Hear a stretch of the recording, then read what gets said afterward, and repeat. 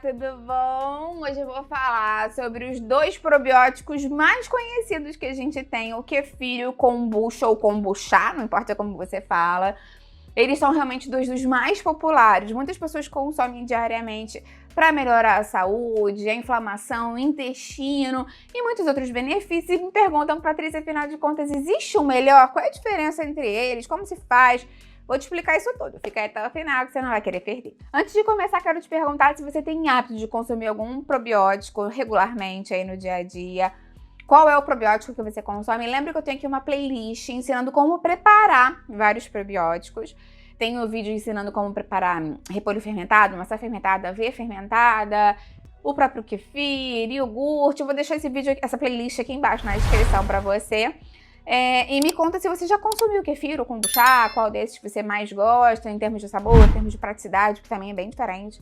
Então escreve pra mim aqui embaixo que eu vou adorar ver o seu comentário. Lembra, inclusive, que eu tenho um vídeo também falando aqui da diferença de prebiótico para probiótico, se você não sabe, se tá na dúvida.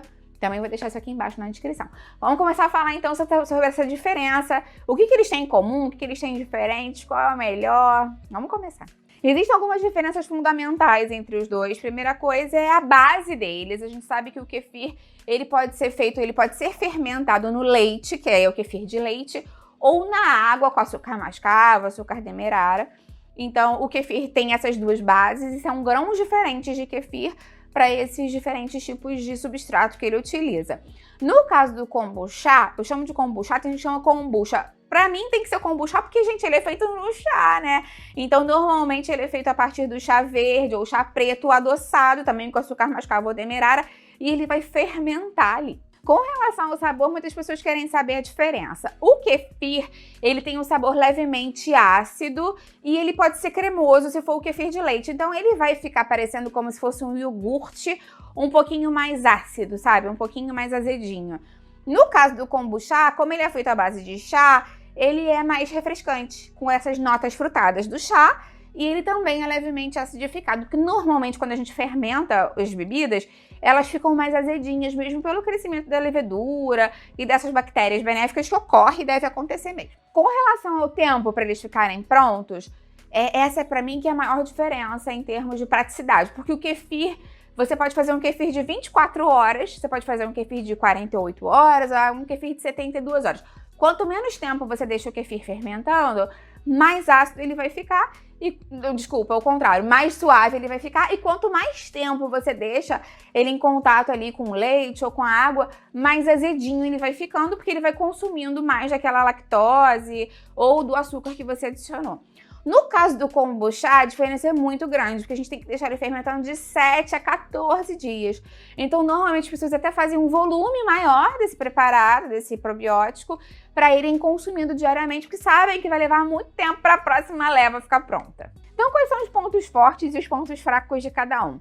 Com relação ao kefir, seja de leite ou de água, com certeza o ponto forte dele está relacionado com a grande quantidade de bactérias benéficas, de leveduras benéficas que estão naturalmente presentes no kefir. E isso ajuda com certeza a melhorar a digestão, melhorar a saúde intestinal, que é um ponto super benéfico. O kefir também é muito bem digerível e muito bem absorvido pelo nosso organismo. Inclusive, algumas pessoas que têm intolerância à lactose conseguem consumir o kefir, principalmente se ele for fermentado por mais tempo, porque, como eu te falei, a lactose vai ser degradada e consumida pelas bactérias e leveduras benéficas, então a quantidade de lactose fica menor ainda do que um leite, claro, porque ele vai fermentar. E ainda existe a opção de você consumir o de água, se você for alérgico ou intolerante, muito intolerante ao leite de vaca. Lembrando que por ele ser a base de leite, né, muitas vezes a gente utiliza o leite para fazer o kefir, ele também vai ser rico em cálcio, em magnésio, em proteína. Então vai ter esse valor excedente agregado não só ao probiótico, mas é um alimento bem nutritivo e esse é um outro ponto bem positivo para o kefir de leite. E o legal também é que ele pode entrar como parte da sua refeição, ele é bem versátil, você pode acrescentar no suco verde, você pode acrescentar com granola, com frutas para comer, você pode fazer molho de salada.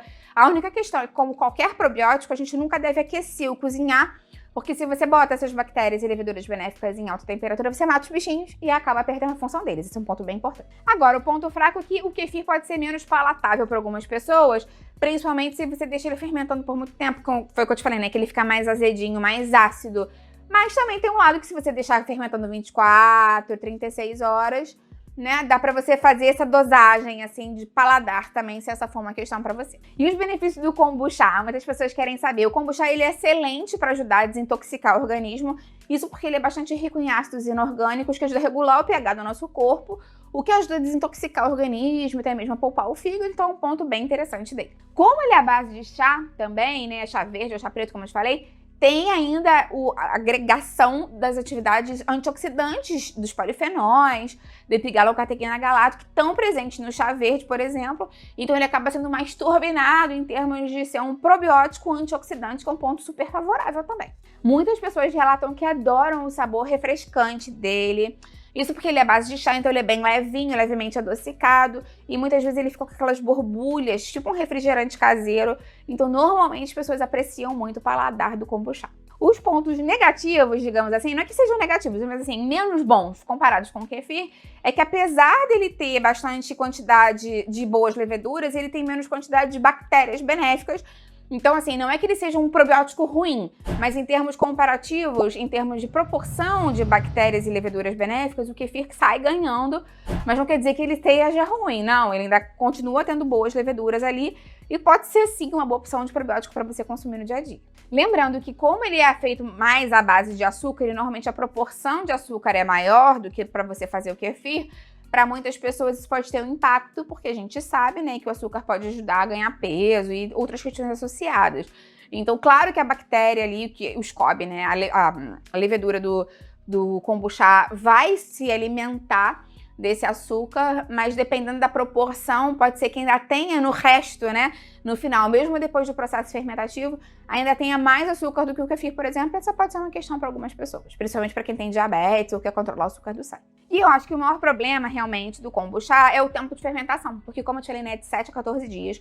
Então, realmente, é um tempo mais longo, requer planejamento, requer que você tenha até mesmo um cuidado com relação a quanto você vai produzir para saber que você vai continuar tendo a sua dose diária lá no dia a dia, ao passo em que o kefir você pode fazer ele de um dia para o outro e acaba sendo mais prático nesse sentido.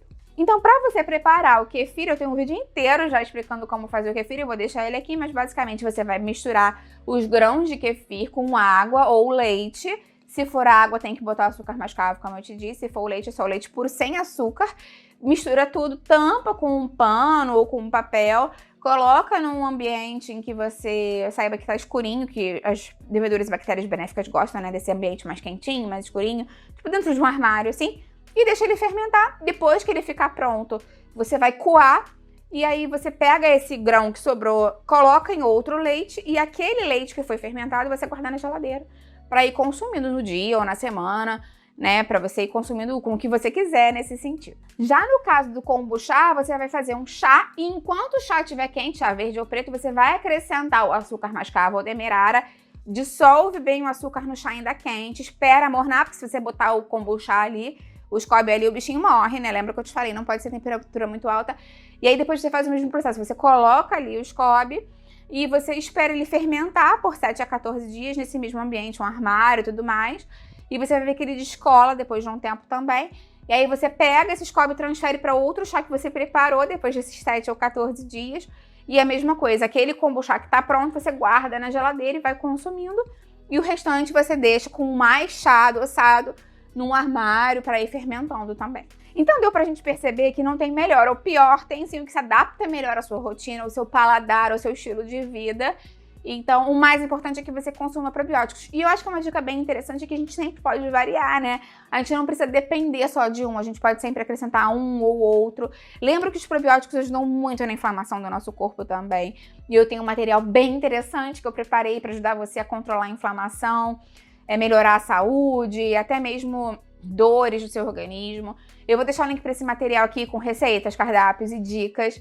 E tenho também um material falando mais sobre como emagrecer com saúde, como controlar o açúcar do sangue, como economizar. O link para todos esses materiais vão ficar aqui embaixo na descrição. Me conta se você tem hábito de consumir algum probiótico, qual deles você mais consome, eu vou adorar ver o seu comentário.